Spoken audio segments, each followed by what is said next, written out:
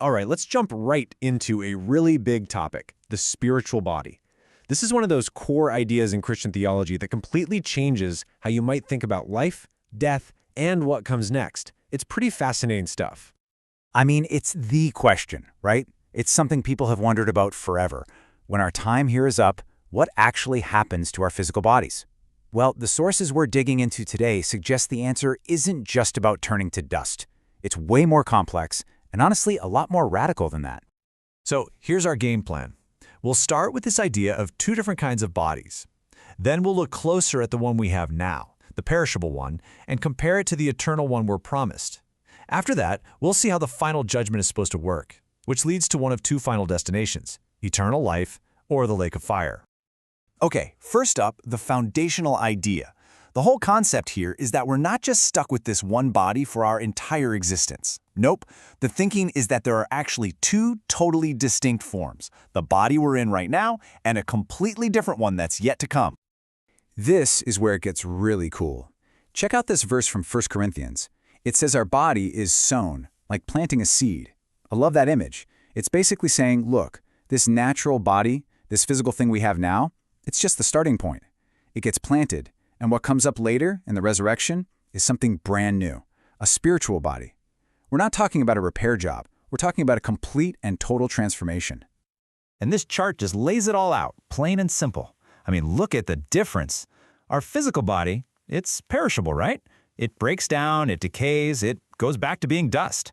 It's even called a body of death. But then you look at the spiritual body, and it's the total opposite, imperishable. It lasts forever. And get this, it's described as being like the angels. You really can't get more night and day than that. Okay, so let's dig a little deeper into this body we're all familiar with, the one we have right now. The source material has a specific name for it, the body of Adam. And that's key, because it connects our current state right back to the very beginning of the human story. So what does that even mean, an Adamic body? Well, it's all about being tied to the physical world. It's literally made of dust, it lives on what the text calls a cursed earth, and it's constantly pulled around by all these earthly desires and instincts. Because of all that, it's defined as a body of death. Its destiny is kind of baked in from the start. It's designed to break down and return to the ground. That's our current situation. Now, hang on, because the source makes a point here that might actually surprise you. It puts forward this idea that a person doesn't face the ultimate final death just because they sinned. Kind of makes you stop and think, right? You'd assume that's exactly why. But here's the crucial follow-up. It's not the sinning that's the final nail in the coffin. It's the not repenting. See the distinction? In this viewpoint, the real issue, the thing that leads to that final, irreversible consequence, is choosing not to turn back. It's about consistently rejecting the offer of grace, not just stumbling along the way. So, if this Adamic body is just temporary, if it's flawed and destined to decay, what's the alternative? What's the upgrade? Well, that brings us to the main event, the promise of the eternal, resurrected body. And this passage from Luke, wow, it gives us a little peek into what this new existence is like. It says the resurrected are like the angels. Think about that. They can't die anymore. And things that define our earthly life, like marriage, not even a factor. It's a fundamental shift in what it means to be, a total reboot. So let's nail down a quick definition here. The spiritual body is described as imperishable, glorious, and powerful. But the most important part? It's not made of dust. And that means it's totally free from that cycle of decay and death. For those who are considered righteous, this new body is basically their vehicle for eternal life. But okay, here's a fun little theological rabbit hole. When the text says we'll be like the angels, what does that actually mean? Well, there are a couple of scholarly views. View 1 suggests that both angels and resurrected humans have a spirit plus a spiritual body. Simple enough.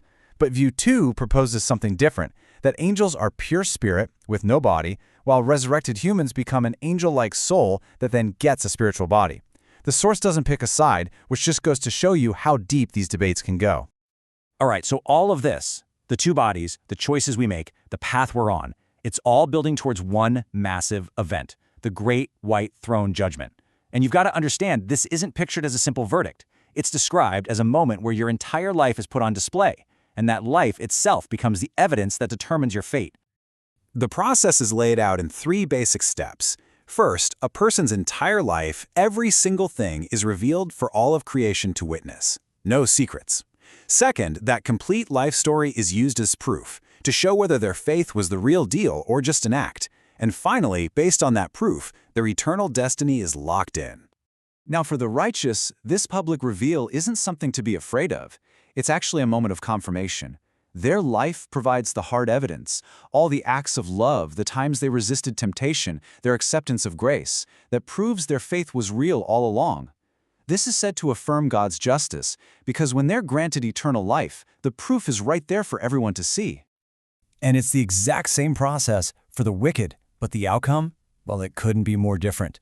Their lives also become public evidence, but they tell a story of defiance, of hurting others, and of rejecting grace. This display proves that whatever faith they claimed to have was false. And in the same way as before, this affirms the justice of their final sentence. So this brings us to the end of the line.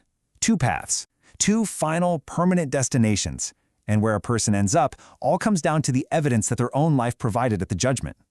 And this is really the core principle that ties this whole idea together. It's not just about what a person said they believed. In this theological framework, faith isn't just a thought. It's a living thing that is ultimately proven or disproven by how a person actually lived their life. And this slide puts the two faiths side by side. On one hand, you have eternal life. It's for those whose lives validated their faith.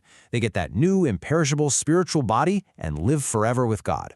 On the other hand, there's the lake of fire. This is for those whose lives prove their faith was false, and the source suggests they're given a specific kind of body that can endure the fire to suffer punishment until the price for their sins is paid.